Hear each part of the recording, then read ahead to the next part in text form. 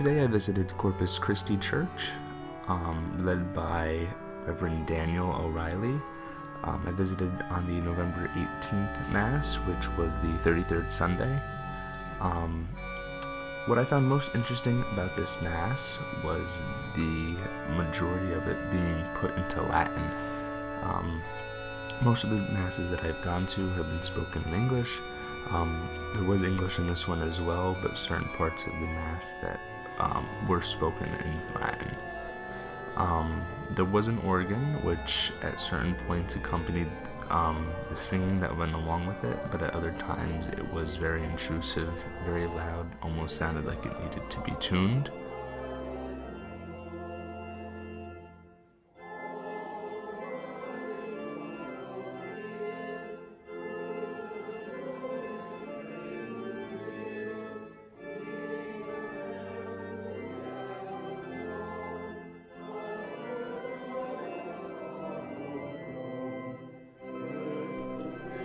The majority of the people who attended this Mass were about 45 years of age plus.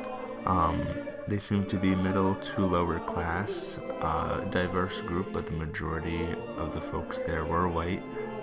Not many young individuals, very few children.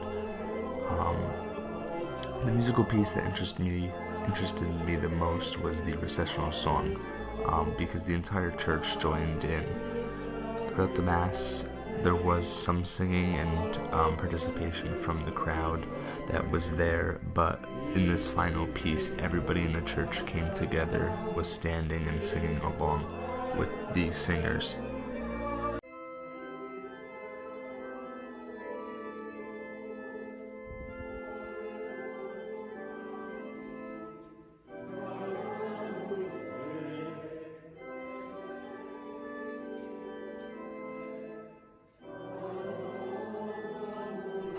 Something that stood out that was interesting or unusual was that there's a lot of incense used.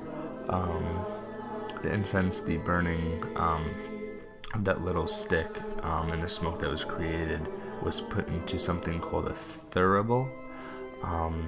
And then Dan O'Reilly would walk around and swing it around the altar.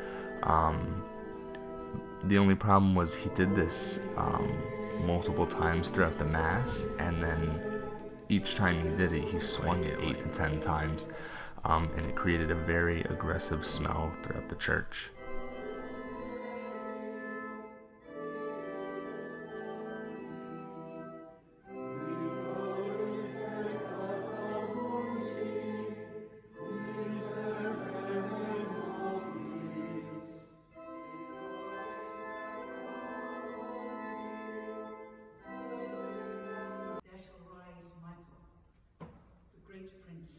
Guardian of your people.